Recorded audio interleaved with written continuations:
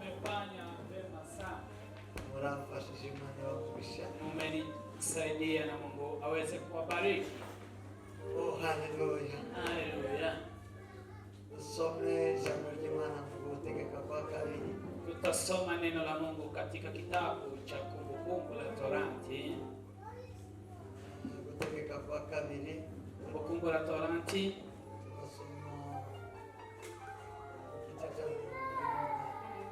Tutasoma sura ya 28.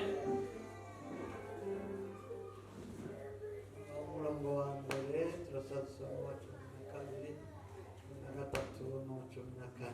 Tutasoma sura yake ya kwanza, tutasoma tena 12 hadi 14. Mirongo 28 umurongo wa mbere n'uwa kabiri. Bibiliya iravuga ngo nuko umwete wo kumvira Uwiteka Imana yawe nuwo kwitondera amategeko yayo yose gutegeka uyu munsi, Uwiteka Imana yawe izagusumbisha amahanga yose yo mu isi, kandi imigisha yose izakuza ikugereho nuyumvira Uwiteka Imana yawe. Rongo 12 sura yake ya 12. Uwiteka azagukingurira ijuru ububiko bwe bwiza ngo aje akuvubira imvura mu bihe byayo, ahe umugisha imirimo ikuva mu maboko yose. Uzaguriza amahanga menshi maze tuzayakurizaho. Uwiteka azaguhindura umutwe, azaguhindura umurizo. Uzaba hejuru gusa, tuzaba hasi. Niwumvira amategeko y'Uwiteka Imana yawe gutegeka uyu munsi ukayitondera, ntuteshuke iburyo cyangwa ibumoso, nguve muzo gutegeka uyu munsi byose. Uhindukirire izindi mana uzikorere. Amen. Ongere dusome. Tutasoma tena Migani katika kitabu cha Methali ibice 8 sura yake ya 8.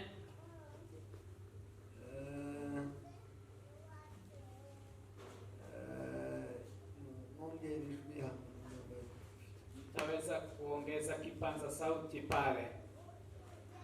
8 murongo wa 34.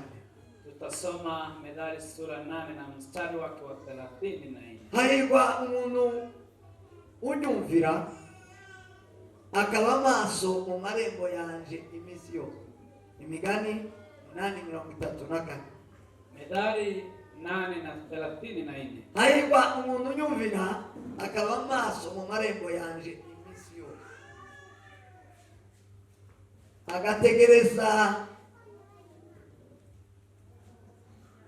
agategereza ku nkomo z'imiryango yanje, agategereza ku nkomo z'imiryango yanje, kuko umbonye wese aba abonye ubugingo, kandi azahabwa umugisha n'Uwiteka. Amen. Turangirize mu Efeso twasomye. Tutasoma pia waraka wa Paulo kwa Efeso Murongo icyo cya mbere murongo wa 3. sura yake ya kwanza na mstari wa 3. Nyuma dukomerezeho umuvuga butumwa. Alafu tutakuja kuendelea na neno lile mhubiri wa kwanza mahali alikomea. Bibiliya iravuze ngo Imana y'umwami wacu Yesu Kristo ariyo na se ishimwe, kuko yaduhereye muri Kristo imigisha yose y'uburyo bw'umwuka wo mu ijuru, kuko yadutoranirije muri w'isi itararemwa kugira ngo turabera tutari umugayo imbere yayo. Amen. Amen. Nakira ijambo ry'Imana. Pokea neno la Mungu. Sema amen. Amen.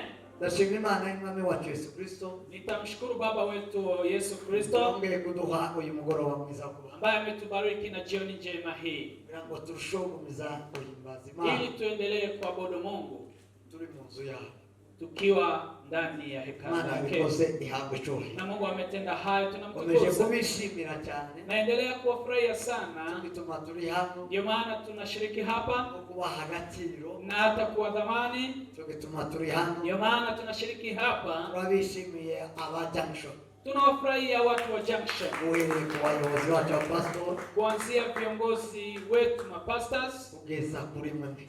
hata kila muumini yeyote. Ndabakuru. Mimi nawapenda. Mwana wa kumisha mwe. Mungu awabariki sana. Sema amen. Amen. Ikasija.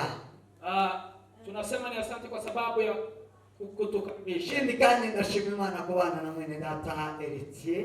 Jambo lile lingine nitashukuru Mungu kwa sababu ya kushiriki pamoja na Nari yeye. muheruka sinarinzi ko yarari hano ku cyumweru. Mimi niko na siku mingi bila kumuona na sikujua ya kwamba alikuwa hapa Sunday. Ejo namubonye duciyeho turi mu modoka ngire ngo ndamubisha mbona kera ciyeho. Nikamuongelesha nikamuona akipita. Sinarinzi ko aje. Sikukuwa na joy ya kwamba anakuja hapa. Amakuru yiwe reverend. Hata Reverend hakuniambia kumuhusu. Ariko ndashima Imana kubana nawe. Lakini nashukuru Mungu kushiriki naye. Akasemeza kubana nawe. Karibu ndugu na Mungu aweze kukubariki. Nishimiye kubana na mwene data Nyandebuka. Nashukuru sana kushiriki pamoja na Nyantebuka. Agurugura mu materaniro. Simama na usalimie watu. Amen. Amen. Mungu akubariki. Uriya mama twarabanye umukobwa. Mama huyu tuliishi pamoja akiwa msichana.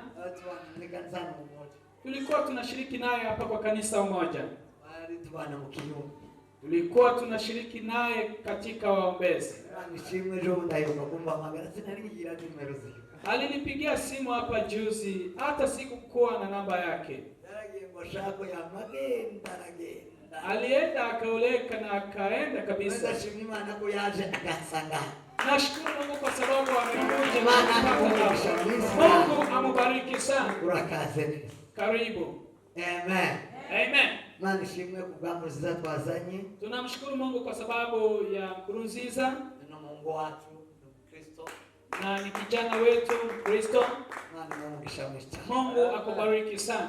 Amen. Amen. Amen. Amen. Tugiye kuganira ya magambo twari dufite. Tutaongea maneno hayo tulikuwa nayo jana. Nimeshukuru kwa sababu ya neno la Mungu limehubiriwa hapa. Umwete, bidii ni jambo la dhamana. Umwete, bidii. Solomon mwenye hekima wa juu akasema kile unahitaji kufanya chochote, kile umechagua kufanya, utende kwa bidii. Sema amen. Amen. Sema amen. Amen. Biblia ikavuga ngo ananiwe mtu mufanyaye kazi za Mungu haureke. Biblia ikavuga ngo umuntu wese ukora kazi k'Imana n'umwete muke avumwe. Umuntu nakora umurimo y'ikonomwa agenda yemiguru ndege avumwe. Mtu atendaye kazi kwa udhaifu araniwe. Bivuga ngo ibintu yo tugeze mu mwiyokama. Tukifika kwa mambo ya Mungu, muzamureka muzamuhinyanga. Satani azahinyanga abantu kubenshi barahinyangwe kubera uburyo bwo gukorana umwete mu. Watu wengi siku hizi shetani ameleta ujanja wake, watu wengi wana ujanja huo. Gukorana umwete muke muri. Kutenda kazi kwa udhaifu. Uzuhinyanga. Wewe unaweka mambo ya shetani.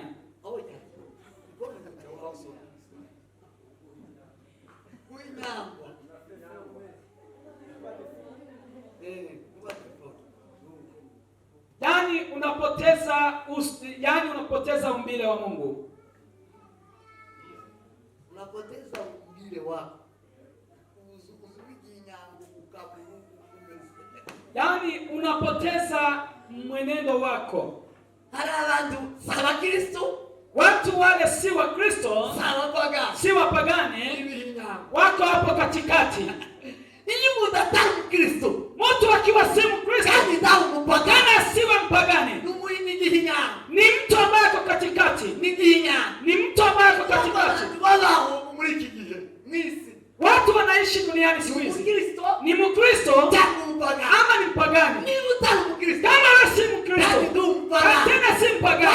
nyango. Wewe uko katikati. Uri nyango. Wewe umepoteza umbile wako. Uri kifua. Wewe umepoteza ile ulivyoumbwa. Wewe ni mbaya zaidi. Ikifua. Wewe ni mbaya zaidi. Sema amen. Amen. Sema amen. Amen. Hiyo ni ukweli. Atukuze Mungu. Amen. Ni utakore kwa mwimana ndikukore. Kama wewe Mungu hawezi kutumia, Satani nawe ndakukore. pia wewe shetani hawezi kutumia. Wewe ni mtu gani?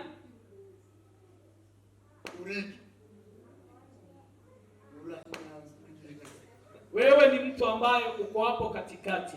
Asifiwe Mungu. Amen. Imana yakuye Loti nabe muri Sodoma na Gomora. Siku moja Mungu alimtoa Loti katika nchi ya Sodoma na malaika akamwambia watoke kwa nchi hiyo. Watoke kwa hiyo nchi wasiangamie. Waende kwenye mlima ili wasiweze kuangamia. Loti na familia yake ikatoka. Walitoka.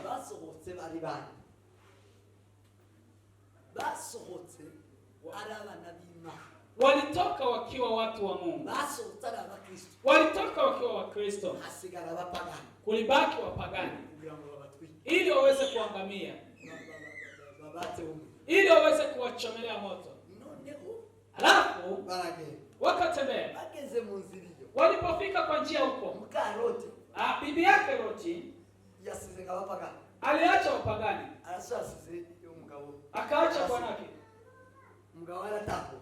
Bwanake akapita. Yeye bibi yake Loti si mpagani achomelewe, si Mkristo okoke. Alikuwa nguzo. Akawa nguzo ya mjini. Akawa nguzo.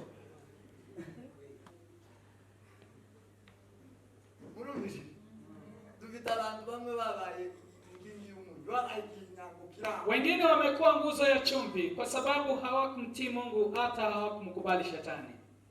Hivi hinyango Watu wamepoteza umbile wao. hivi hinyango Ni watu wamepoteza utu. Tena watu wale wamepotoka. Yesu hakukuja kwa sababu ya shida ya mtu huyo amepotoka.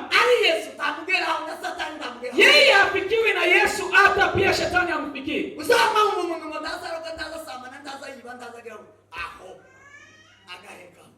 Ayasura kashiri ya ngodaza korespond muka wera ngo sina ndanga cyacumi sina ndanga maturo sina ndirimba sina mukorari ni mukristo. Mtu anaweza sema mimi si msharati, mimi si mchawi, mimi siwezi pigana, mimi siwezi kuwa na dhambi zozote. Pia ukimpata yeye si mhubiri, yeye si mwanakwaya, yeye hafanyi kazi yoyote kwa kanisa. Wale wako kitabu cha Yeye kwa kitabu ya kanisa hamo ndani. Huyo mtu amepotoka. Wapotoka. Yaani huyu wiki kinyango Yesu pwi ajana na Satani nuko. Yaani mtu huyu ni mbaya zaidi, ni kumaanisha Yesu hawezi dili na yeye na shetani pia. Virani. Watu wako ndani kama wale. Si mnaona watu wale wako? Virani. Wako. Ebizori nyango virani. Watu wale wamepotoka wako.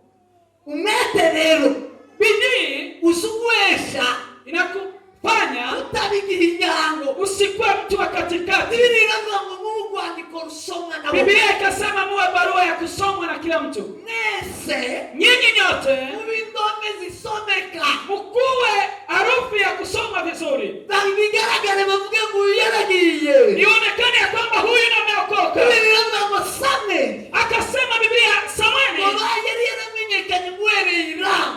alikuwa amejulikana kwanza Rama kagezi Bersheba akufika Bersheba banyako yarundukiriye mu buhanuzi akajulikana ya kwamba yeye yagiye wakajua ameenda. Hiyo ni bidii. Ni bidii. Wewe basi kwa arundukiye Wewe wanajua ya kwamba unafanya kazi gani na bidii.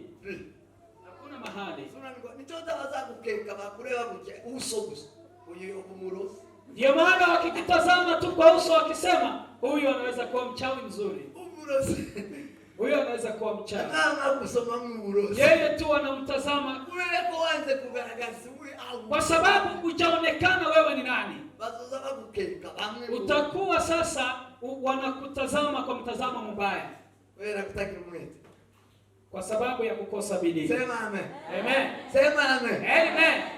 Ni mutaki mwete wazokusabita. Itabi kuja. Ukiwa hauna bidii, utatembea uone mtu amekuja kwako nisaidie na sigara. Sasa itabi chanzo kugemo. Mtu wangu mweze kukatu. Kama hujamaanisha wewe ni nani, kuna mtu anaweza kuja kwako akwambie nisaidie na kapombe.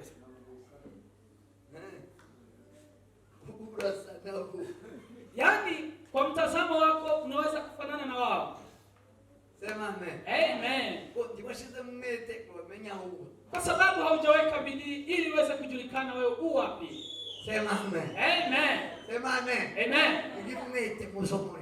Mkuwe na bidii kwa yale mnayo. Muise mwimana kimwete. Kama umemchagua Mungu kuwa na bidii. Satani kimwete. Kama umemchagua shetani kuwa na bidii. Biblia Yohana niko yanditse muri Ufunuo. Aravuga ngo Biblia inasema katika Ufunuo.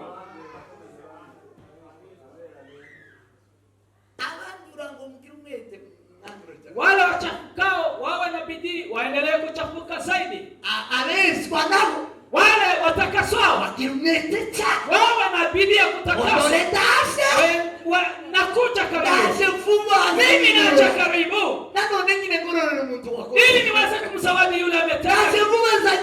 Mimi nimeja haraka na zawadi. Sema amen. Amen. Sema amen. Amen. Wandura na munye yandure. Yule atachafuka. Yule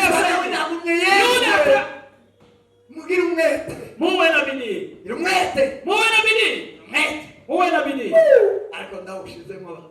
Lakini nimeweka bidii. Umeshaka nimeteka. Mimi nimesikiza sasa. Hallelujah. Asifiwe Mungu. Amen. Hii ndio Bwana Mungu. Amen. Tunasema umwete. Tutaweka bidii. Tunasubiza Mungu. Tutaendelea kwa bidii. Atukuza Mungu. Amen. Maana Mungu kishamwisha. Mungu akubariki sana. Amen. Amen. Mzima na zote tusheme mara. Katika mambo ya Mungu yote tuweke bidii. Wekeni bidii. Kila jambo lolote. Amen. Ejo twaganiriye ko tuzavugana na.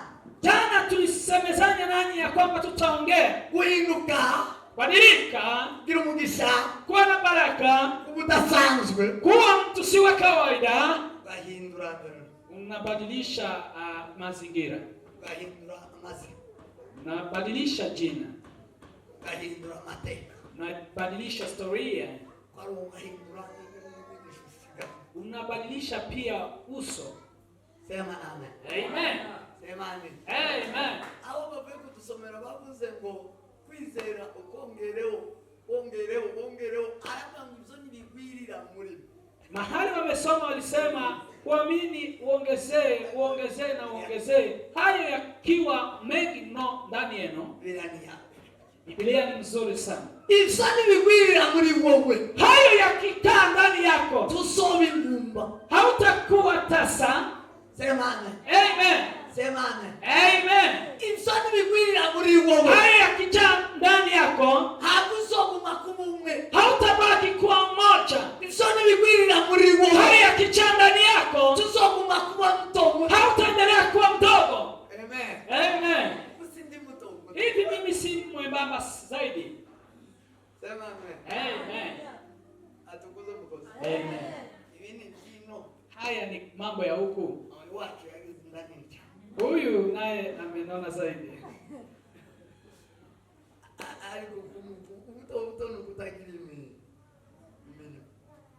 Kuwa mdogo ni kutokuwa na kazi.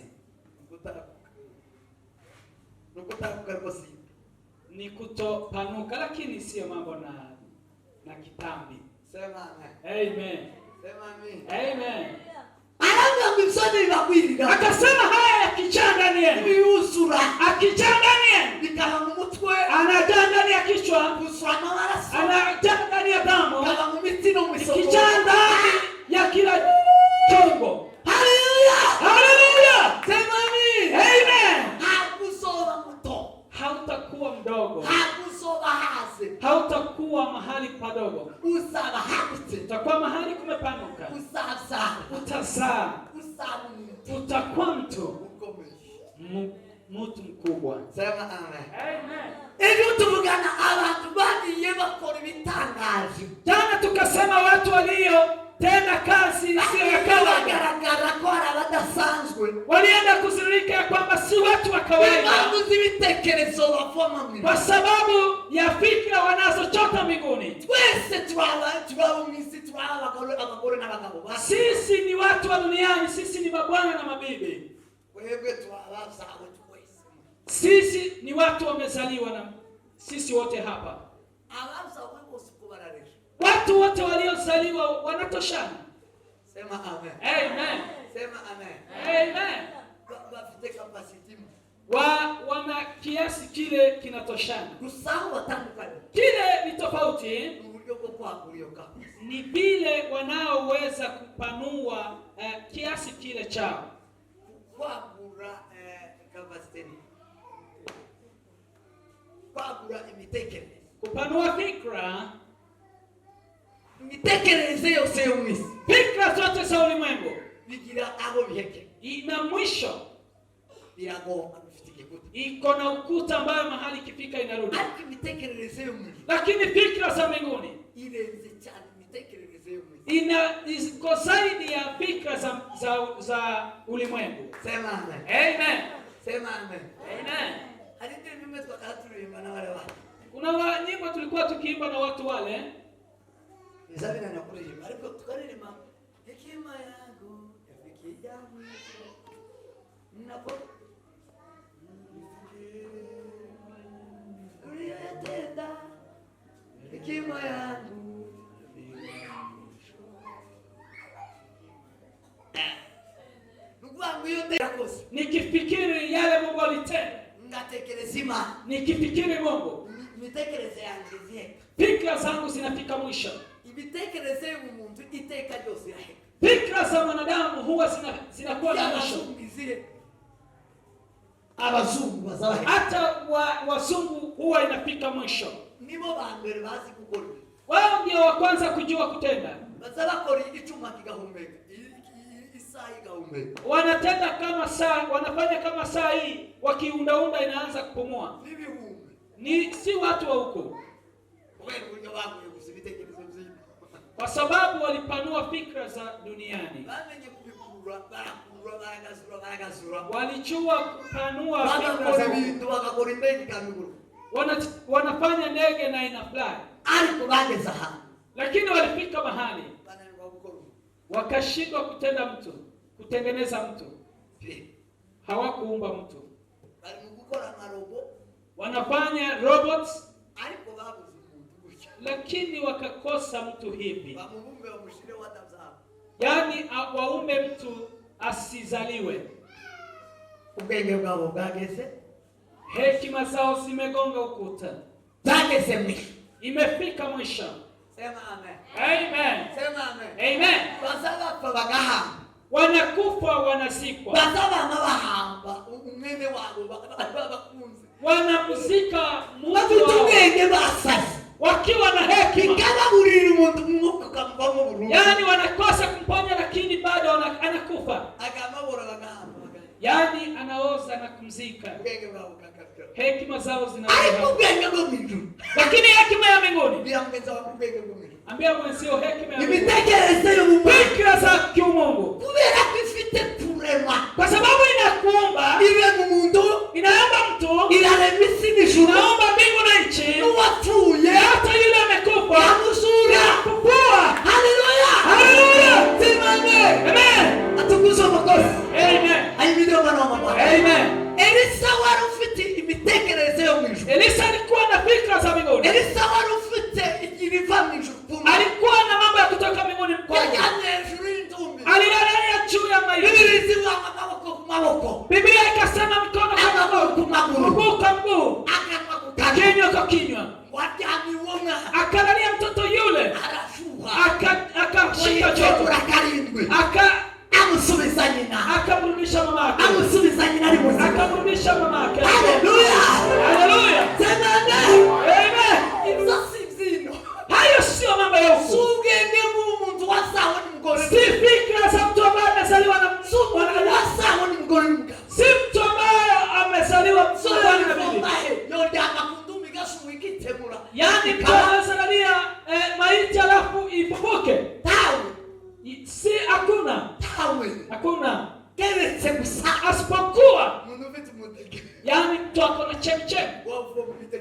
ambayo inachota fikra za Mungu, analeta fikra za Mungu, alafu anarudisha uhai kwa mtu. Sema amen. Amen. Semeni amen. Ndicho ni hayo. Hiyo ndio maskini wako. Sema amen. Amen. Atukuza Mungu. Amen. Amen. Amen. Amen. Abazungu bakoze ibisombo bazabagendera hejuru y'amazi. Wazungu walitengeneza vyombo za kutembea juu ya maji. Amato. Masafina.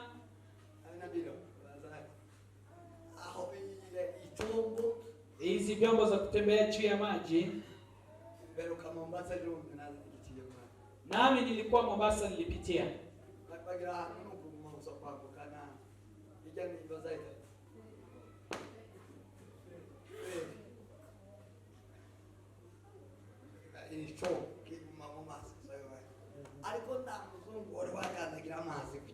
Hakuna mzungu aliyewahi kukanyaga maji hivi. Hakuna hata mmoja. Ndio wanakata kisikirege. Hawezi kanyaga juu ya maji hata kidogo. Anakora moteli. Yeye anaweza fanya hiyo imambo. Ipaza nguvu. Wakanda gramasi bikundi. Hawezi kukanyaga maji, iwezekani. Haiwezekani. Aliko Petro yake. Lakini Petro aliweza kuyakanyagia kwa sababu fikra za Mungu. Hapo sasa ndio nataka mafikra hizo. Sema amen. Amen. Ukangwa amen. Semeni amen. Ukangwa nini? Amen.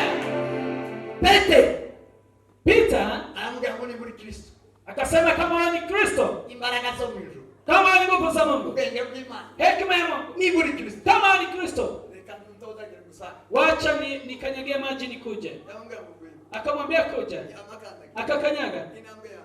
Hatua ya kwanza, ya pili, ya imekuwa. Haleluya! Haleluya! Atukuze Mungu. Amen. Ahimidiwe Bwana Mungu. Amen.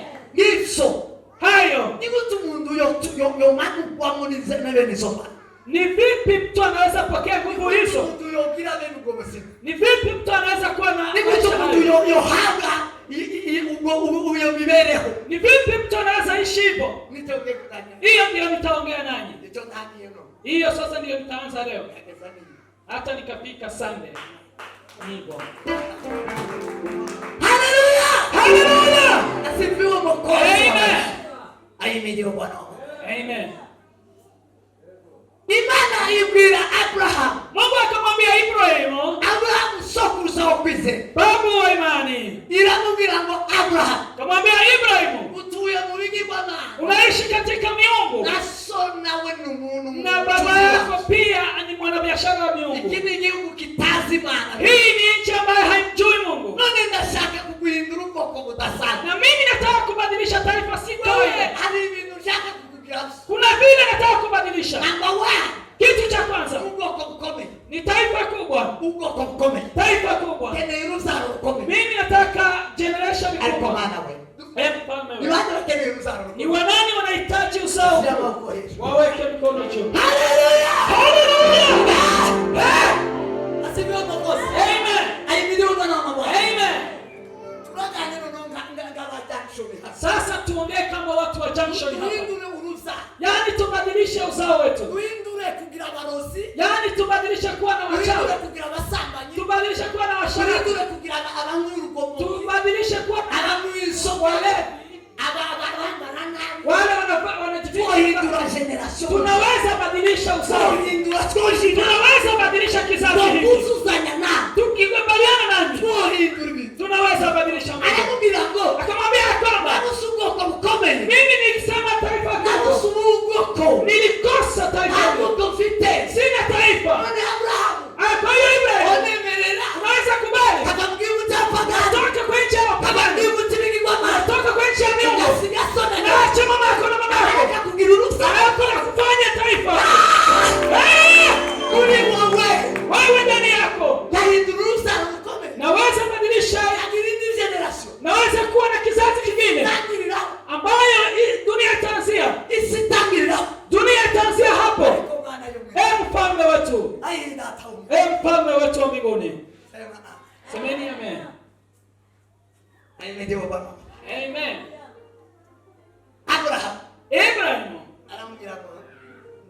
Akamwambia nimekubali.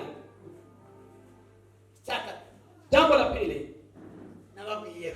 niliwaambia jana, Angira ngo uzogeza izina ryawe. nitakweza jina lako. Keneye umuntu nokogeza izina. Nahitaji mtu naweza kumkweza jina. Keneye umuntu nokusa. Nataka kumkweza mtu fulani. Keneye umuntu nosumbisha abantu. Nataka kumkweza mtu fulani zaidi ya wengine. Nunyeme. Ukinikubali, ndakukusa. nitakukweza. Ndakusumbisha abantu. Nitakufanya mkubwa kwa wengine. Maana yabwiye Yoshua. Mungu akamwambia Joshua, akamwambia Joshua, sema amen. Amen. Ni wewe nibonye. Ni wewe nimechagua. Mubani wose. Ndani ya miongoni mwa watu. Segera zose za Musa. Hata kwa wale watu wote wa Musa. Musa. Joshua hakukuwa mtu wa karibu wa Musa. Hakukuwa kwa elders. Hakukuwa kwa committee. Hakukuwa miongoni mwa viongozi. Hata kidogo. Alikuwa yeye ni mtumwa. Mungu alipomchukua Musa, hangeangalia assistant wake, hawakuangalia naibu wake, hangeangalia makuhani wale walikuwa hapo. Yaani maadvisor wao walikuwa wakubwa wa mafamilia. Hawakuangalia mashauri wake. Mungu akamwambia Joshua, wewe ndiye nimekuchagua. Wewe ndiye utawapeleka taifa langu. Joshua akakataa, akasema la. Itaanzia wapi? Katika uchaguzi. Siwezi kupita. Siwezi fikiriwa. Mimi ni wa wapi? Hakuna mahali alikuwa anaishi. Hakukuwa ni kiongozi wa kitu chochote. Sema amen. Amen. Amen. Hallelujah. Hallelujah. Hallelujah. Mimi naongea na mtu hapa. Amen. Amen. Akamwambia mimi simo ndani. Hata familia yetu ni ya mwisho. Je, kutakuwaje? Akamwambia la. Wewe nitakukweza. Kile kinahitajika ni kukua kwezwa. Ni kuwa mkubwa kwa wengine. Sema amen. Amen. Sema amen. Amen. Atukuzwe Mwokozi. Amen. Mubariho mwasigaye bo. Wale wanaishi. Hakuna yule atakuwa mkubwa. La, hakuna yule atakuwa mkubwa kwako. Hakuna yule. Yamubwira ngo sho mugitondo. Amwambia asubuhi. Yamukujije umunsi umwe ngakuja nikikiza kimera umunsi. Alimkuza kwa siku moja. Mwichowone chokiza kikuru muzu. Yamukujije umunsi. Yaani alimkweza kwa siku moja. Umuzu. Siku moja. Umuzu. Siku moja. Muhizi. Ikampea jina. Baramwemera. Wote wakamkubali. Imani kukushi. Mungu akikukweza, hakuna yule anaweza kupinga. Yaani hata yule anakupinga na kuogopa. Mungu ni wa kwanza. Mungu anakutenda mambo mawili. Hallelujah. Amen. Hallelujah. Hallelujah. Sema amen. Amen. Anakupunda. Isikuizina watu wakakukunda. Inakupea jina, watu wanakupenda. Anakukunda wakakuichua. Wale wanakuheshimu. Hanyuma akawani wakwako. Kuna wale wengine pia watakuchukia. Aliko wakakuti. Lakini wanakuogopa. Bose wakahulira hano wakakuichua. Wote wanapatana pamoja, wanakuheshimu. Chimana ya Bwana. Mungu akikukubali, Uzucha mubanzi. Unapita kwa maadui, Wakakubisi. Wanakuachilia. Wakakwezi nicho. Wakwambia enda zako. Wakakuichua. Wanakupea njia. Kubera kwa imani yako. Kwa sababu ni Mungu alitenda. Kubera kwa imani yako. Kwa sababu ni Mungu alikupea. Ichimana kwa kigira mwanzi. Kile Mungu alikupea hakina adui. La. Maana mwandishi akasema, ukiwa upande wangu adui wangu. Yule mwangu wanje, mwanzi wanje ninde. Muisha watu ni. Sema amen. Amen. Mnachita wa telefoni mkanisa. Nyinyi mnachukua masimu pia kwa kanisa. Yesu Mkristo wako. Huyu ni mshirika wenu. Humu nchini. Mimi mmefanya nikate tamaa.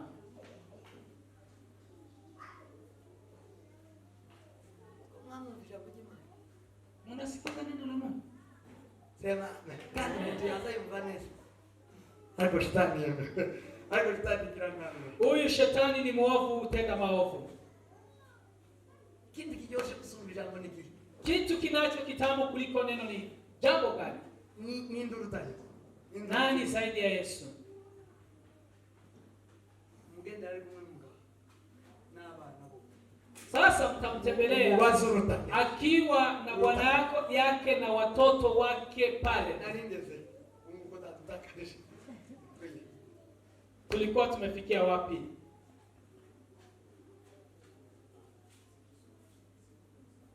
Imani zikuweza. Imani ya kuhani. Mungu akikupea, abanzi bazabakuba. maadui wanakuogopa, hata wanakuheshimu. Bakaguheza ugausha. Wanakupea njia na unapita. Hauzupita. Hakuna yule anaweza kuzuia. Kwa Kwa sababu ulipewa na Mungu. uzucha mumanza kabisa. Unapita kwa maji yanakupea njia. Ukipitia moto unasema la, si mchoma. Hata hivi tunachoma wengi. Lakini huyu la, hatuwezi mguza. Simba zikasema la, tumekula wengi. Lakini huyu ni Mungu unamfanya aishi. Hatuwezi kumula, lakini tunaweza kulala pamoja na yeye. Ezra alipitia maadui miezi 3. Hakuna yule alimguza. Njia ya maadui. Amen. Kamwambia kwamba jambo moja, nitakupea jina, nitalikweza jina lako. Kamwambia jambo la 3, ninasema kuwa mtu si wa kawaida. Ni hayo tu. Jambo la 3, nitakubariki. Mimi nilishangaa. Amen. Kupata mtoto si baraka. Wanakuwa hawajafika kwa baraka. Ukipata mtoto hujafika bado kwa baraka. Ndio. Nyuma hizo ni wale kuzungumza. Hapo alisema baraka. Hiyo baraka nitaiguzia kesho. Sema amen. Amen. Uko nijoja chane ninalioja. Hiyo ndio sasa neno pale. Kama nitapata nafasi kesho. Kamwambia nitakubariki. Nitakuongezea zaidi. Nikubadilishe wewe kuwa baraka. Nitakubariki. Nitakuongezea baraka. Wewe nikubadilishe baraka. Nitakubariki na nikubadilishe baraka. Nitakubariki nikubadilishe baraka. Hiyo ni jambo la 3. Hiyo ni jambo la 3. Jambo la 4. Akamwambia ona. Kwako nitaweka heri. Yule atakutakia heri atakuwa na heri. Atakuwa na chota heri saa zile. Yule atakulani mahali pale atalaniwa. Amen. Mungu alipomsimamisha Musa kumtoa kwa babake na mamake, Musa akatumwa kwa mambo yenye nguvu sana. Akafika siku kwao kwa familia yao wakakuwa na unafiki. Aroni na Miriam wakamuongelea vibaya. Akamsengenya. Yeye alikuwa mdogo. Yeye alikuwa mdogo kwa Aroni na Miriam. Wakamsengenya vile mnavyosengenya mdogo wenu. Wakamsengenya na kumsengenya. Alafu ukoma ukaja kwa Miriam. Akawa na ukoma. Ukoma ukaja kwake. Akalaaniwa. Hiyo ni laana. Kwa nini? Ameguza yule Mungu. Amebariki. yaragize wakamu. Alafu yeye anamusegenya. Sema amen. Amen. Ugambo amen.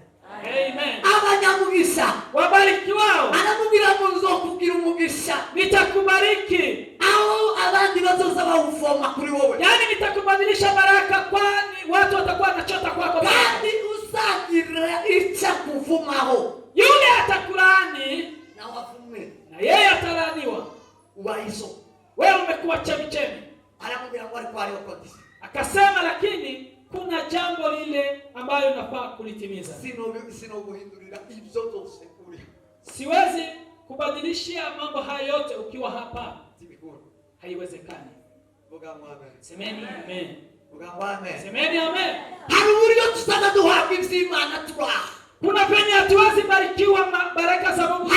Tuchumbite na mahali unaishi. Tutuye. Kuna mahali unaishi.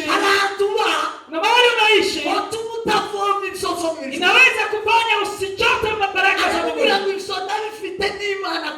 Kamwambia haya ninayo kama Mungu kwako. Lakini sitatenda ukiwa mahali pale. Ambia mwenzio wewe unaishi wapi?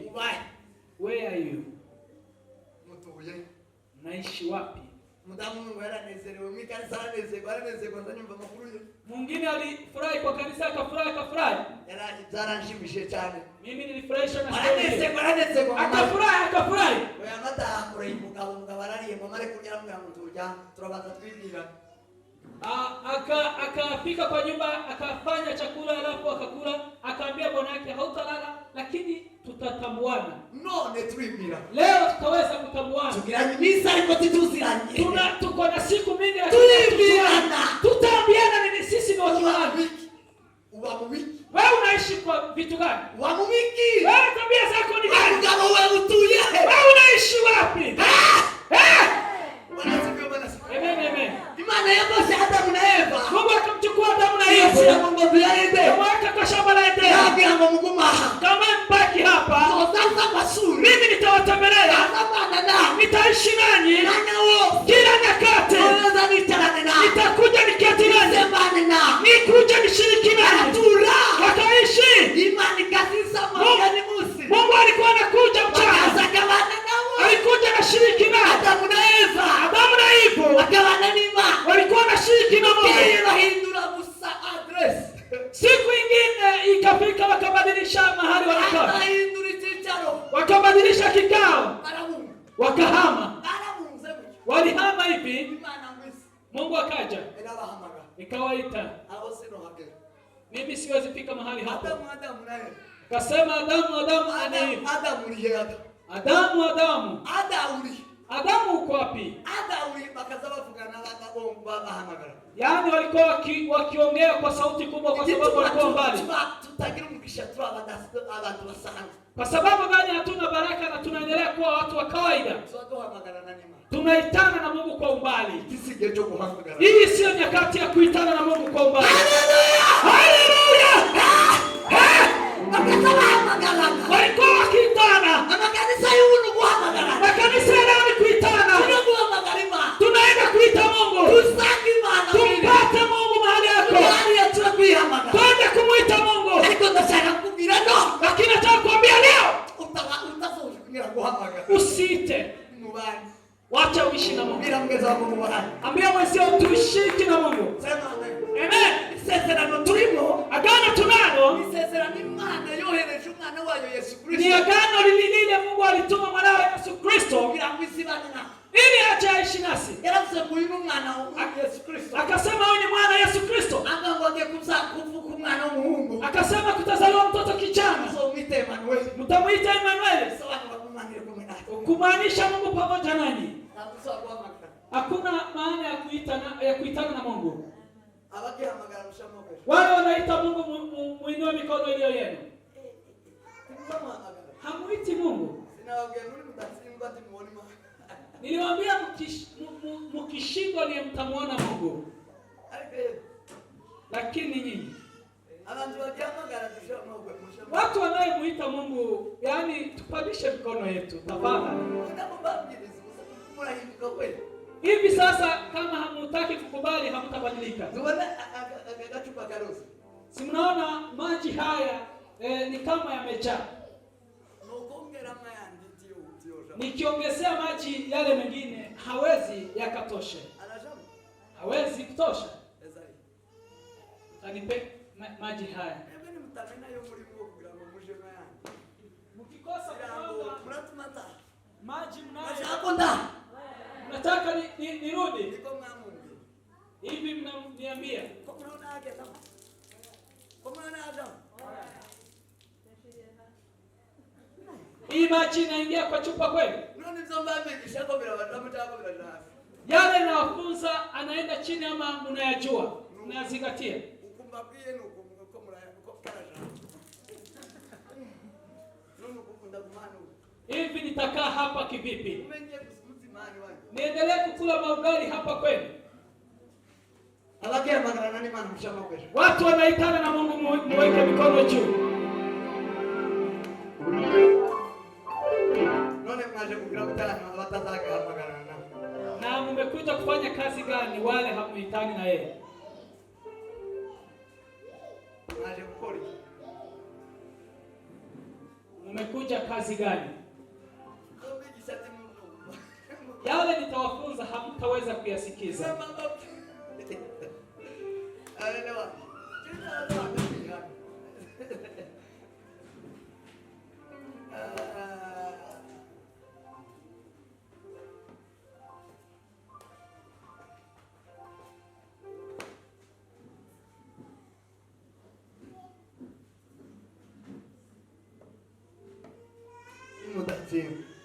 Mkikosa kushindwa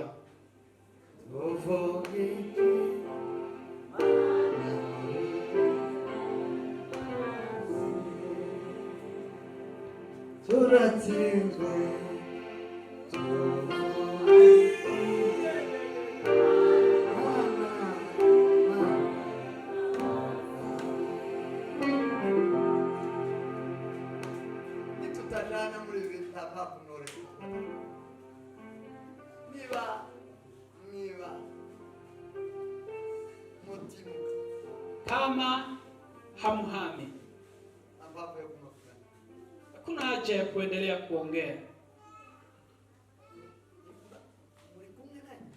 Nyinyi pamoja na Mungu. Mlikumwe naye. Mungu pamoja na Mungu nyinyi. Mlikumwe naye. Mungu pamoja na Mungu. Tai. Turudi sasa kwa nyumba tukisimama, tukienda. Wapo mta. Mbona hamsimami sasa?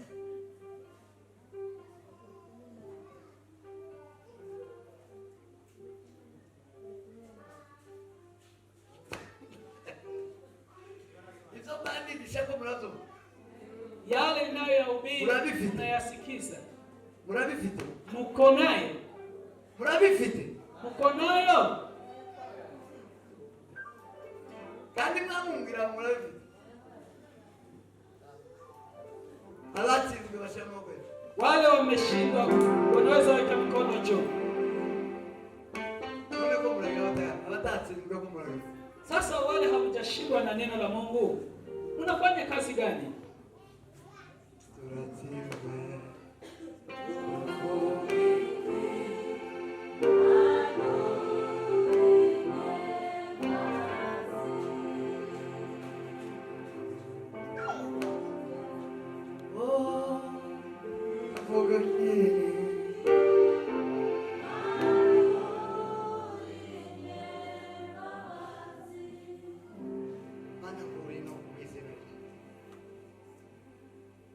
Mungu niondoe huku katika jina lako. Mungu anipee kuwaondokea. Mimi nahitaji kuwaondokea.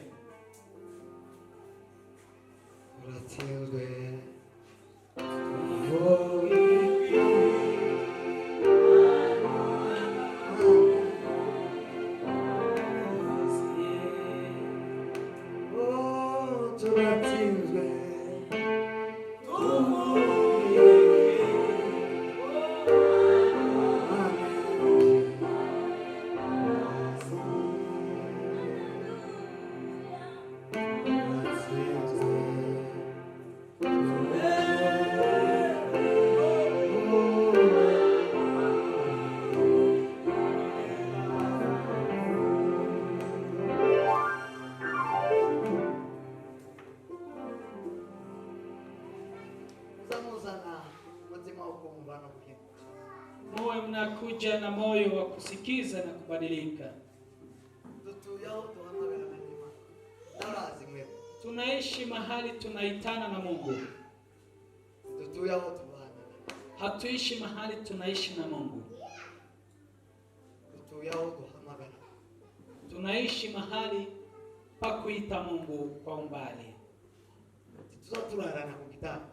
Hatuishi na yeye kwa kitanda moja. Tuzatwambara. Mungu hatuvai na yeye. Tuzatugenda. Hatutembei na yeye. Tuzaduhamagara. Tunaitana kwa umbali ama tunaishi kwa umbali na yeye. Mana ndifuza kumbika. Mfalme, nahitaji nibadilishiwe.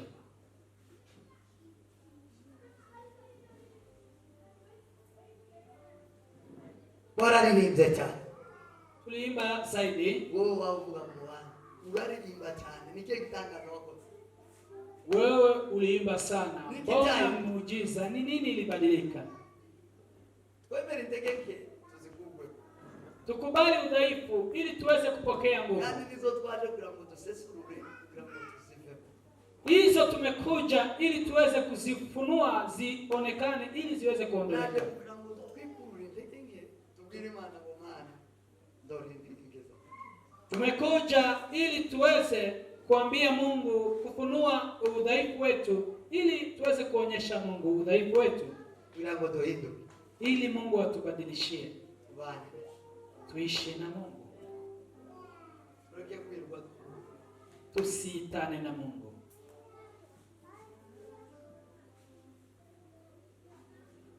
Yamubwira ngo Kamwambie ya kwamba Ibrahimu, ibyo byose kubi.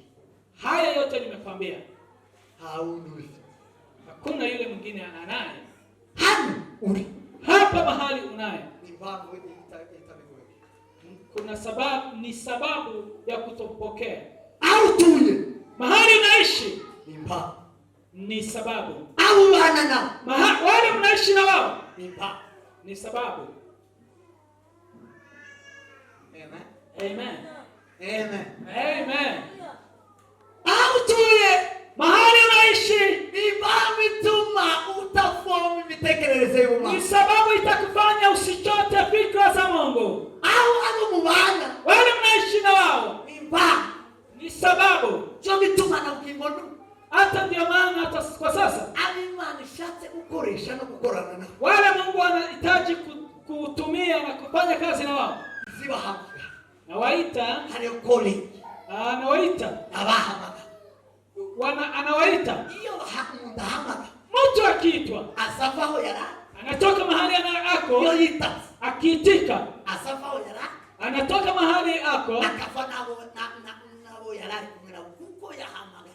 anaachana na wale alikuwa nao. Mani yahamagara Paulo yaragiye mu nzira Damasco. Ari kumwe n'abandi bari kikundi. Paulo alikuwa anaenda Damascus, alikuwa ni kikundi pamoja na wengine. Badi Damasco. Walikuwa wanaenda Damascus. Badi kumiza kwica abayoke. Walikuwa wanaenda kuua Wakristo. Yari kumwe n'abandi. Alikuwa ni kikundi. Biblia mu mucura mutungura. Biblia ikasema nuru ikamujia kigafra ikamwangusha. Akasikia sauti ndani ya Ahamagara ngo Sauli. Samuita Sauli. Wewe unanigharimu kwa nini? Sauli. Ahuri. Mahali ulipo. Insurimo.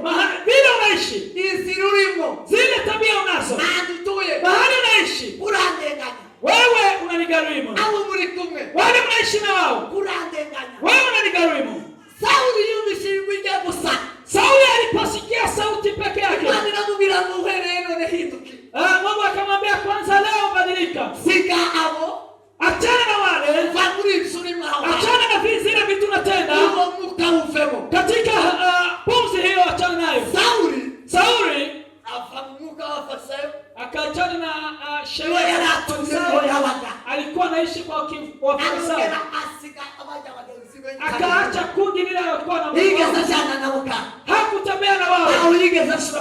Hakutembea na wao.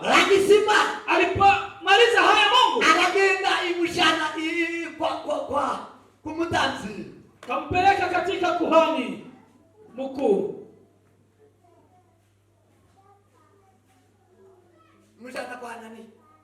Ikampeleka kwa Ananias akamwombea. Kwa Ananias acha Arabia. Akatoka hapa kaenda Arabia. Sasa kaenda wapi? Alikuwa akitembea mwenyewe. Alikuwa mwenyewe. Mungu akambadilisha. Akawa na baraka. Yesu wafu. Yeye alipofua wafu, alitoa mademon. Akatangaza injili. Akafanya kazi ile. Yaani akafanya kazi zaidi ya digri alikuwa nazo. Kwa nini? Aliona hekima za Mungu. Alipatana hekima za Mungu. Alitoka mahali Mungu alihitaji. Mahali unaishi. Ndio maana haujakuwa mtu usio wa kawaida. Kuna haujabadilisha. Hakuna kitu umebadilisha ndani yako. Wewe unaimba, unaishi kwa kanisa. Unasoma neno la Mungu. Lakini imekataa kubadilika. Imekataa kubadilika. Imekataa kubadilika. Umekataa kuwa na jina. Imekataa na imekataa. Kwa nini? Nyinyi. Ni mahali. Mahali mnapoishi. Ni wale mnaishi na wao. Kumwambia Ibrahimu, kama unataka kizazi chako nikibadilishe.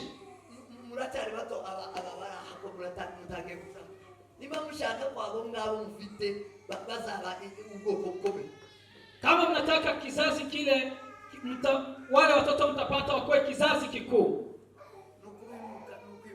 Ni kuhama. Unahama. Ambia mwenzio ni kuhama. Mwambie ni kuhama. Kuhama. Kuna wengine hawajui wanaishi wapi. Mtu baba hajui mahali anaishi, hawezi jua anahamia wapi. Kusema uhame ni kujua mahali unaishi na mahali unahamia. Mtu hajui mahali anaishi, hawezi kuhama. Mungu alimuelezea mahali anaishi. Kamwambia unaishi katika miungu. Hii ni nchi ya miungu. Wale mnaishi na wao ni baba yako na mama yako na ndugu zako. Wao ni wapagani. Wanaomba miungu. Achana na nchi yenu. Katika nchi ya miungu. Achana na baba yako na mama yako. Acha ndugu zako kwa sababu hawajaokoka. Lafu wende katika nchi nitakuonyesha. Sema amen. Amen. Sema amen. Amen. Sema amen. Amen. Alafu nitakuonyesha mahali utaenda. Mahali nitakuonyesha. Nitakupea makao. Makao nitakaya kupea. Sikukuita. Nitashiriki nawe. Nitaishi na wewe. Nitaishi na wewe. Nikubadilishe kizazi.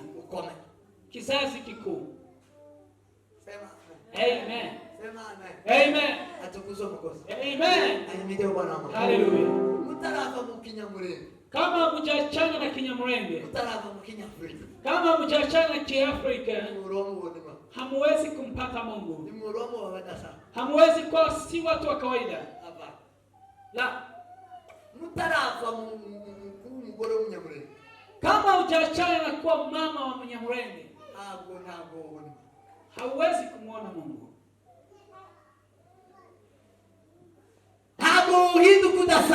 Hauwezi kubadilika. Hauwezi kuwa na jina. Haiwezekani. kuvoma umugisha ndako. Watu hawezi chota baraka kwako, hakuna. Hakuna, haiwezekani. Sema amen. Sema amen. Amen. Keretse gusa. Asipokuwa kuhama. Maana uri Mika abwira ubwoko bwa. Katika kitabu cha nabii Mika akaambia taifa yake. Akamwambia uhame. Sezera. Uage. Sezera ngumunge kumanywa bakureba. Uage, uhame mchana ukionekana. Wasige bakureba. Waache wakikuona. Ubisige biriko bigukanurira bikureba. Wachane nao wakikutazama. Uhindu kudasanzwe. Ili uweze kuwa mtu si wa kawaida. Sema amen. Amen. Elisa ajana na Elia. Alipopelekana na Elijah. Elia yamusanze yari umucuruzi, yari umuhinzi. Yeye alikuwa mkulima. Kandi umworozi. Tena alikuwa anafuga mifugo. Gawari warazi. Tena alikuwa anajua mambo hayo. Wamusangaho. Akampata hapo. Amuterera umite. Akamtupilia vazi. Amunatse umite. Alipomtupilia vazi lile. Bodari bisobanura kwa muhamagaye. Alikuwa anamaanisha ni mwito. Elisa araza kurebea. Elisa akaja kwake Elijah. Akamwambia kwamba umeniita. Kandi nazeme. Na tena nimekubali mwito. Mimi nikuwe mjakazi wako. Lakini kuna kile nitakuomba. Nilekaje kuseze. Wacha niende nikaage watu. Umenipata kazini. Nilekaje kusezera. Wacha niende nikaage watu. Mimi bintu gamenye uburyo mbili. Hata hizi biashara nijue venye nitazipanga. Yes.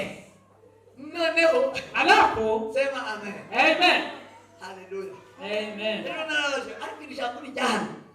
Jana niliuliza watu, je, neno hili linafaa kuhubiriwa hapa? Ni jana. Ni hapa. Ni jana. Ni leo. Ni jana. Neno ni leo. Mugabo kama yake kugeza ndarabu ya kushapojaga ya maana. Mzee mwingine alienda kuhubiri, akasema neno limewadhalau watu. Nami kwa mnamsangao. Hata nani itakuja kuwa vile vile. Ni mimi aliko. Lakini ni nyinyi. Ni mimi. Ni nyinyi. Nuo mama mfita kashora ko.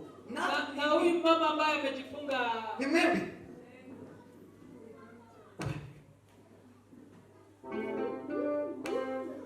Sema amen. Amen. Anamubira ngore kasese. Akamwambia wacha niagane na watu. Elia anamwambia sasa hicho mtwa.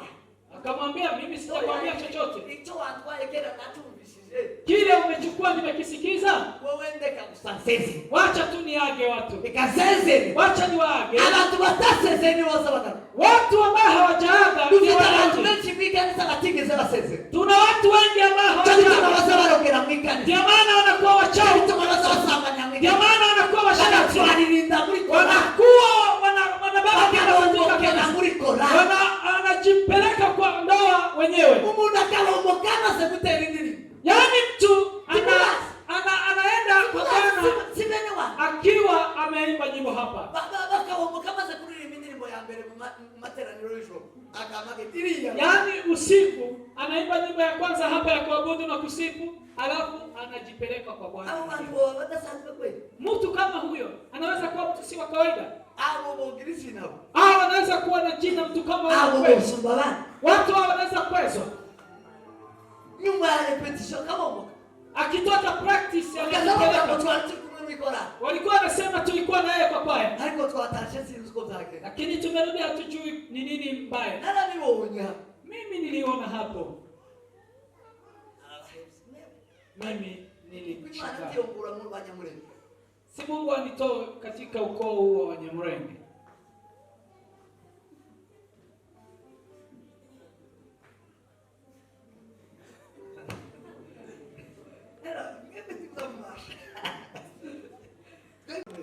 Sisi Wanyamulenge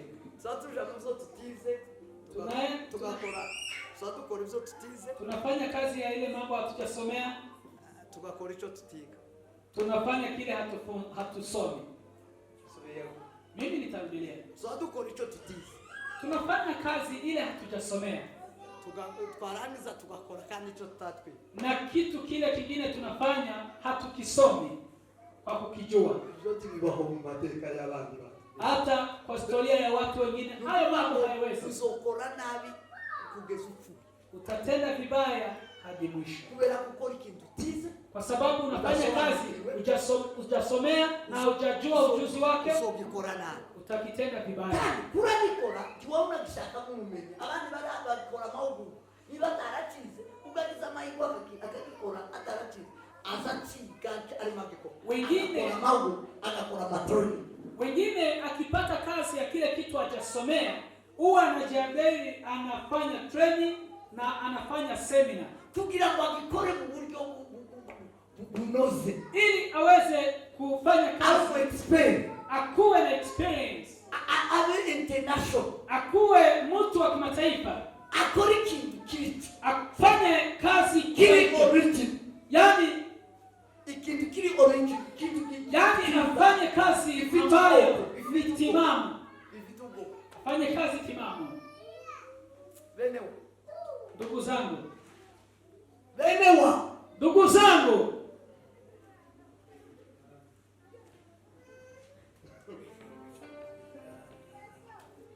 Mana itugirire mvugo ye. Itugirire imbaga. Mungu aturehemu. Mutusenge. Mutuombe.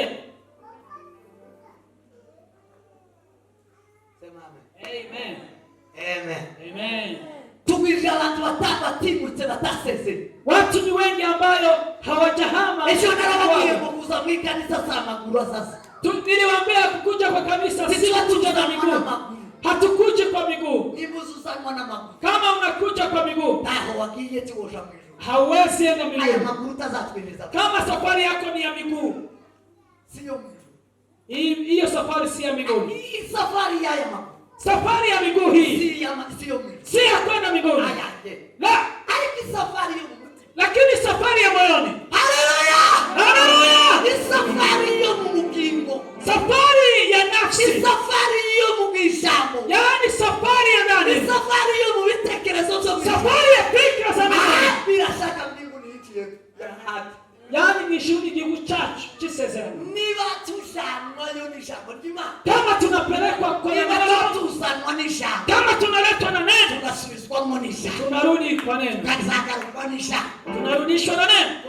Ko turasatira amarembo y'ijuru. Kweli tunakaribia lango la Ko turasatira mu ijuru koma. Yaani tunakaribia lango la mbinguni. Sema amen. Karibu Mungu. Haleluya! Haleluya! Tuvita watu batasezeye. Tuko na watu ambao hawajaaga. Ile wasabasezeye isi. Wale wanaaga dunia. Asabasangwa na maguru. Wanaletwa na miguu. Isika basangana na waisi. Safari yao inafuatwa na dunia kwa sababu hawajaiona. Isika basanga mwikora.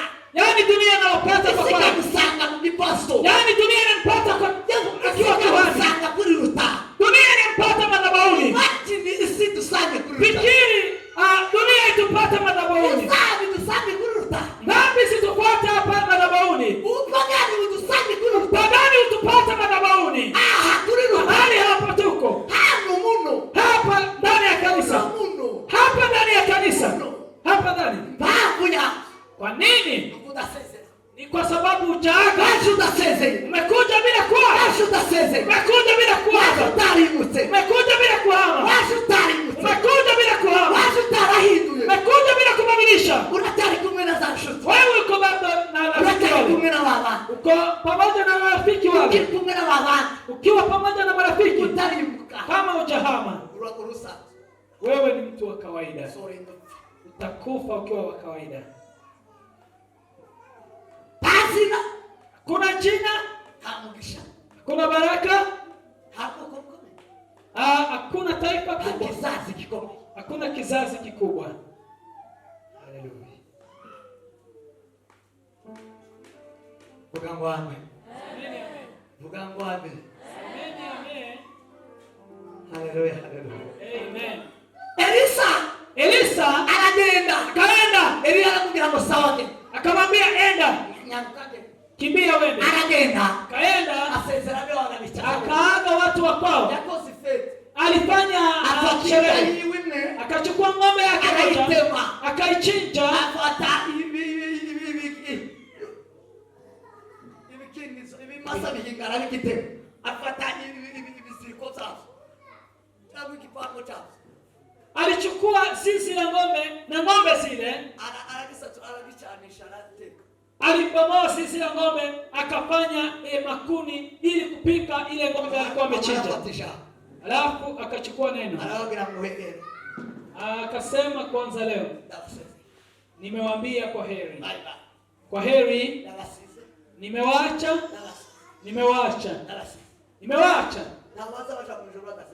Hakuna yule anaenda mbinguni bila kuaga, hakuna. Mwimbaji akaimba ya kwamba akasema, nikasikiza sauti ya watakatifu akasema ya kwamba kwa heri dunia, wakisema kwa heri dunia,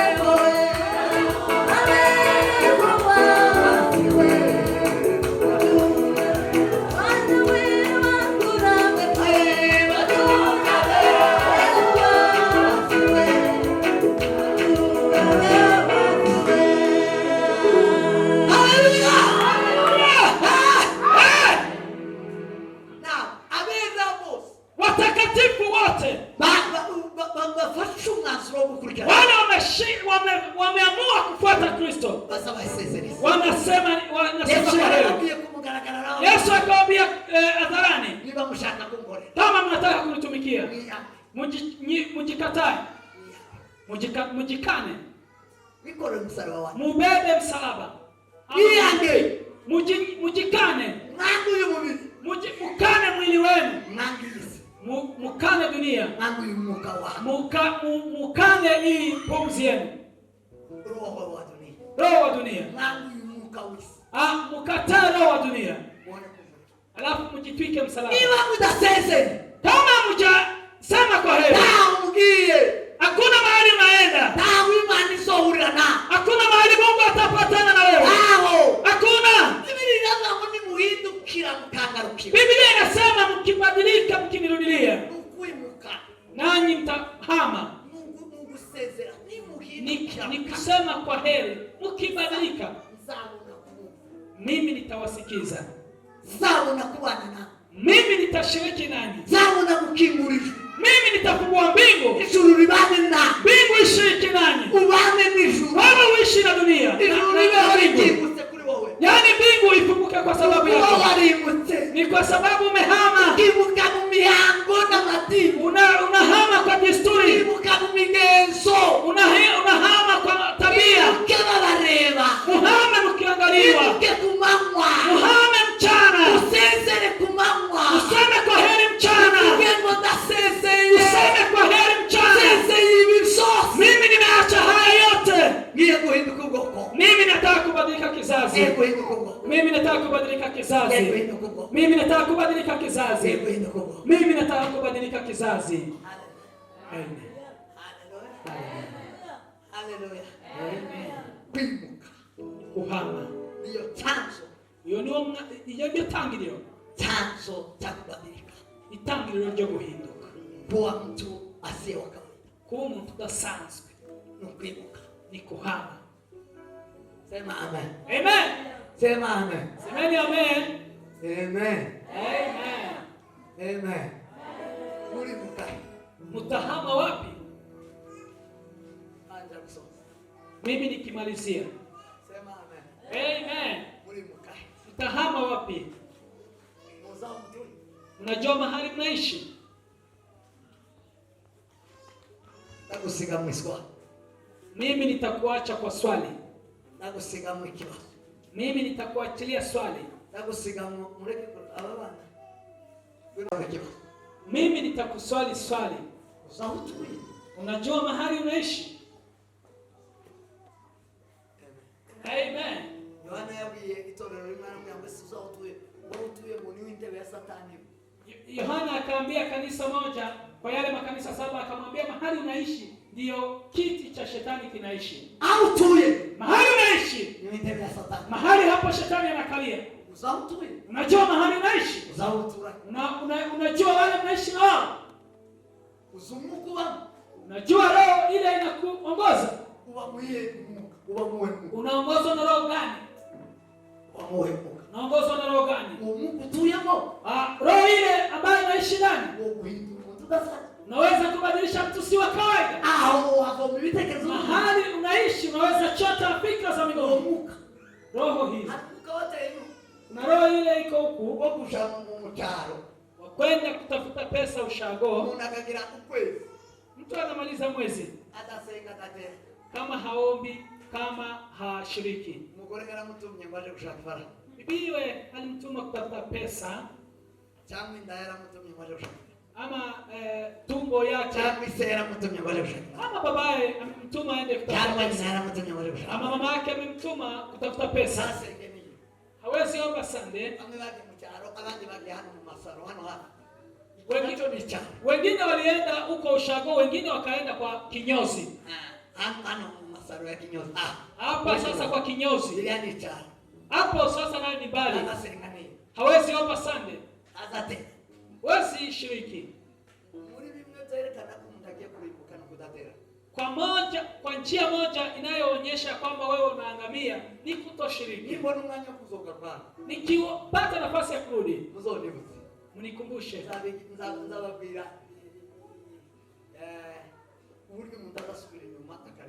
Nitawaambia vile hatua zile mtu upiga akirudi nyuma alafu anaangamia. Nitaambia hatua zile kwa sababu wengi nawaona katika njia ya angamiaye. Katika njia zile miongoni mwa njia zile kuna kutoshiriki. Wale walisahau kushiriki wakaangamia. Shetani anajua hayo. Yaani ukikosa kushiriki shetani akoa. Watoto tuliwatuma pesa, shetani akawashika kwa pesa ili wakae huko. Mtoto kukupea chakula alafu aangamize. Ama kupata kuzaa mtoto asikuwe taifa kuu la Mungu. Hiyo ni hasara mbovu. Sema amen. Sema amen. Amen. Atukuze Mwokozi. Amen. Muka utuyemo. Hiyo ni roho ambayo inaishi. Muka utuyemo. Roho ile tunaishi ndani. Ufiti babu yo kutuma tutababada sana. Ina sababu ya kutufanya tusikuwe kawaida. Kutubaka gatiroka. Yaani itakusababisha usijenge dhamana yako. Kutubaka amahame ya. Yaani kutojenga tabia za kutokuwa yule unafaa kuwa. Hizo tumuta utagomba kubu. Hiyo kitu itakuwa kugaburira umugore n'umwana. Kufanya mtoto akule na bibi. Ndibihagije. Ijatosha. Kurinzu y'umunyakenya ndibihagije. Kulipa nyumba haijatosha. Ahubwo woshaka uburyo usubaka umudugudu wawe. Naweza tafuta vile utajenga mji wako. Ariko sinshake uburyo uzoshaka rent. Lakini nisitafute vile nitatafuta rent. Ili hatutasikizana. Hatutapatana. Je, Mungu alinituma huku ama nimekosea njia? Sema amen. Amen. Sema amen. Amen. Atukuze Mwokozi. Amen. Hata wakao mcharo mshamokesho. Wale wako na wazee ushago waweke mikono. Mshamokesho hata wakao mcharo. Wale wako na bwana katika ushago ni wote. Nimemala tumye. Nyinyi ndio mliwatuma. Aho, abafite abagabo hano mu kindi cyaro cyahano ariko batazabaterana. Mshamokesho. Wale wako na wazee hapa lakini hawezi kushiriki. Mshamokesho. Weka mkono wako juu. Wewe mgabo wali. Sekurani ko. Wewe unafuatilia? Atera nini? Nini ngabso? naherutse ninga atadatera yaraje anamtetea. azaterana ninga wowe iminsi yose bayana mtaratera. Icyo nshaka kubabwira icyo mwendelee. Kile ninahitaji cha maana. Sema kile cha maana ni nini? Sema amen. Amen. Icyo nshaka nari n'urugero. Icyo nshaka kubabwira kumenya uba muki. Kile nahitaji kuambia ya kwamba ujue mahali unaishi. Inzira urimo n'umugurimo. Njia unayo na roho unaishi ndani. Kudasanzwe. Hiyo roho na mahali unaishi naweza kufanya usikuwe mtu wa kawaida. Muri muzira idasanzwe. Nyinyi mko kwa njia sio ya kawaida. Muri muzira yo kuba badasanzwe. Mko kwa njia sio ya watu sio ya kawaida. Na tuwakwemerera kubudasanzwe. Mahali unaishi ni mahali unaweza kukubali usikuwe mtu wa kawaida. Ndutuye na ndukuwa udasanzwe. Mahali unaishi ni mahali kunaishi watu sio wa kawaida. Wana na watu wakuisha kubudasanzwe. Wale unaishi nao wanaweza kuhusu usikuwe mtu wa kawaida. Sema amen. Jambo la mwisho. Nyinyi nawapea kazi. Lakini sio mimi nitaijibu. Mungu ndio yeye atajibu. Msiniletee hiyo kazi ya ziada. Lakini ndaona mtamandika ibibi ya devoir. Mimi naona hamuandiki kazi ya ziada. Andika devoir. Wewe ulikuwa andika kazi ya ziada. Nawe pia umeniangusha. Wewe nilikuwa naandika.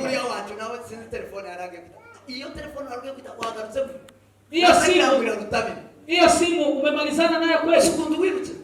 Unajua penye uliharakisha? Ukipigwa simu unakimbia wewe mwenyewe. Sema amen. Amen. Sema amen. Amen. Imbataria niko nalimba kwa. Si hata kama si hapa lakini nilikuwa na shauku. Mungu nimba murabe ariha. Munisikize kama ni hapa. Sema amen. Amen. Sema amen. Amen.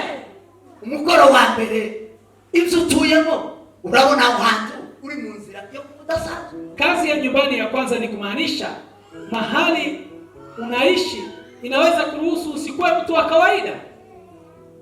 Au mugenda wale mtembeao nao na bakuhesha kubudasanzwe wanaweza kukuruhusu usikuwe mtu wa kawaida. Akaka. Jambo la pili, Imana bo yahamagaye uhereye mu itangira ukageza muri Ufunuo. Watu wote waliitwa na Mungu kwanza mwanzo hadi Ufunuo. Abo yahamagaye ari kikundi. Haijaita watu kikundi. La. Uhereye mu ihamagara ry'Imana kugesano. Ukianza kuita kwa Mungu kufika hadi wa leo. Nigihe tuzazaba tukihari. Hata na siku hatutakuwa tunaishi. Imana tizihamagara kikundi. Mungu hawezi kuwaita kikundi. Tizihamagara mugabo n'umugore yarabahinduye umwe. Hawezi kuita bibi na bwana na inawafanya kuwa mtu mmoja. Alipigiye guhamagara. Mungu akienda kuita. Tizihamagara ngo familia runaka. Haiwezi kuita familia fulani. La.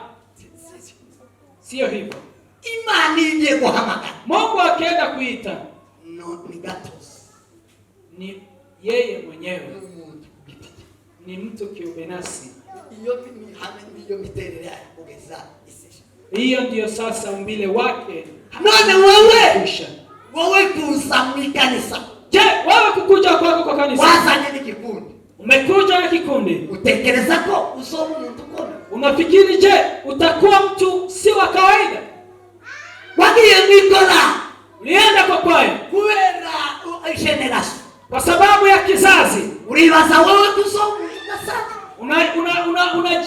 Unajua kwamba utakuwa mtu si wa kawaida. Wewe insulimo ni kubera generation, kubera kikundi. Yale unayofanya ni kwa sababu ya kizazi. Bicho ni msabandi barimo. Ni yale kizazi kile kinatenda. Unatembea kwa kikundi. Simso. Hayo. Utekereza kuza mundu udasanzwe. unafikiri atakuruhusu kuwa mtu si wa kawaida? Zamuhesha bine Abrahamu Imana yamuha. Itakuruhusu kupokea yale manne ambayo alipewa Ibrahim. Umugisha mwinshi cyane. Alibarikiwa sana. Hari ibintu bine byihagije. Lakini kuna vitu za kiubinafsi vine Imana yamukiwe. Mungu alimpea. Uratekereza ko uri mu nzira y'ibyo bintu. Unafikiri ya kwamba wewe uko kwa njia ya kubarikiwa hivyo? Amen. Amen.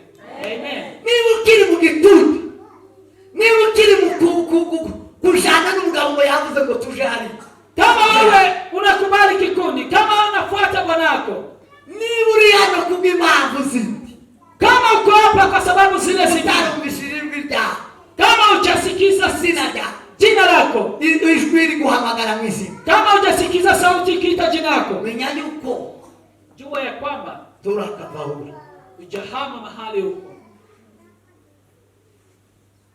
Amen. Amen. Amen.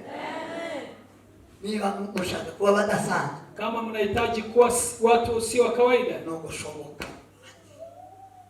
ni kuondoleka kwa watu wengine abo yatoranije, wale aliyowachagua Mungu. Yavuze ngo yahaye umugisha muri Kristo Yesu, aliwapea baraka ndani ya Kristo Yesu. Ariko abo yahaye umugisha muri Kristo Yesu, lakini wale walipea baraka ndani ya Kristo Yesu nabo yatoranije, ni wale wamewachagua, nabo yatoranije, ni wale wamewachagua. Paulo akasema kwa Waefeso, na abatoranyije ni wale wamechaguliwa. Wadi yatoranyije, yule amechaguliwa, yakuwe mu bana, yule ameondolewa kwa kikundi, alichaguliwa kutoka kwa mali. Uribaza kuzaba ukomeye? Unafikiri utakuwa mtu mkubwa utaritandukanya na watu kama hujajitenga na watu wengine?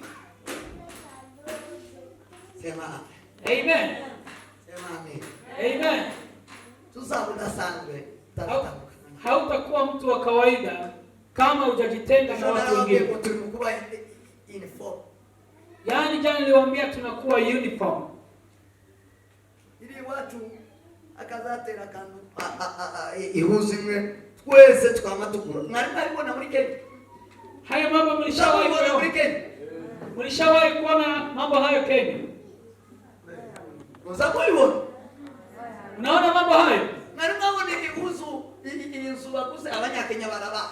Mwari mwabona ihuzu abanyakenya umuryango umwe abana bibo bambaye ngo n'uyu muryango wundi usanga abo bana bayambaye. Mlishaona nao mbege, mlishaona watu wakiishi pamoja wote wanavaa nguo zinazofanana? Mwebwe nyinyi mzabona mmeze ngabo, nyinyi mko kama wao. Ni muri mukona korali zose bose bambara, nabonye amakorali y'abanyakenya bose bambaye pataro tunwiza ko kwambuza bakaza bambura n'amashashi. Mlishawahi kuona watu wamevaa matroza? Ariko rari mwabonye y'abanyakenya imeze kuri? Kuna kwaya mlishawahi? Tunabaza ko turabaza. Sisi tunaulizana. Nataka kubereka kwimuka kugira ngo mumenye umutuye nimo. Nataka kuonyesha kuhama, kujua mahali unaishi na kuhama. Twende tugituye mu kintu ngo twese abakongo bose bambaye tupataro abasore bose vijana wote none muri Kenya zilizofungwa. Muri Kenya ndio maso hapa Kenya sikuna vijana niko bambaye wanavaa vile vile. Mwese na mariba ya mati bulia, nyinyi nyote mlishona nguo zikafika huku. Mwese bonga nyinyi nyote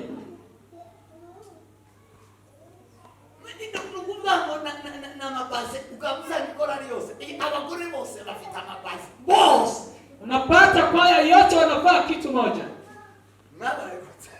Shida ni nini?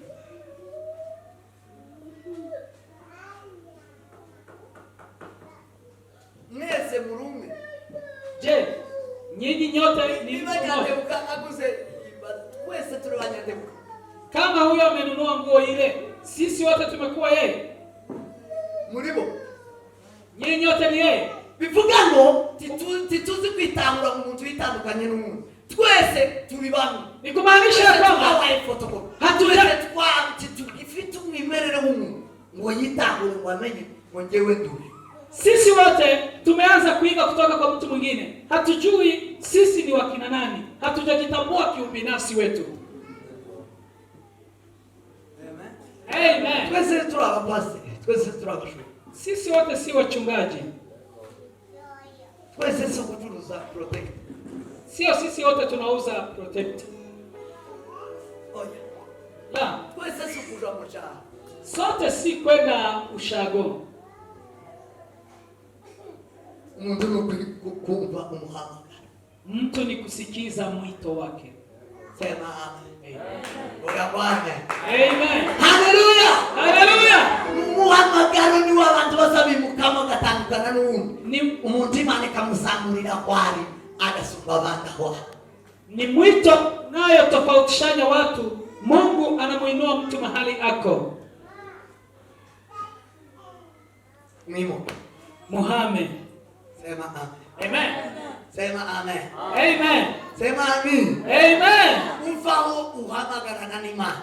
Ushako gutora. Uhame mahali unaita Mungu, lakini uende mahali mtaishi na Mungu. Sema amen. Amen. Sema amen. Amen. Yabashaka umubana n'Imana. Aho mutahamagara na n'Imana. Nahitaji muishi na Mungu pasipokuwa kuitana na Mungu kwa umbali.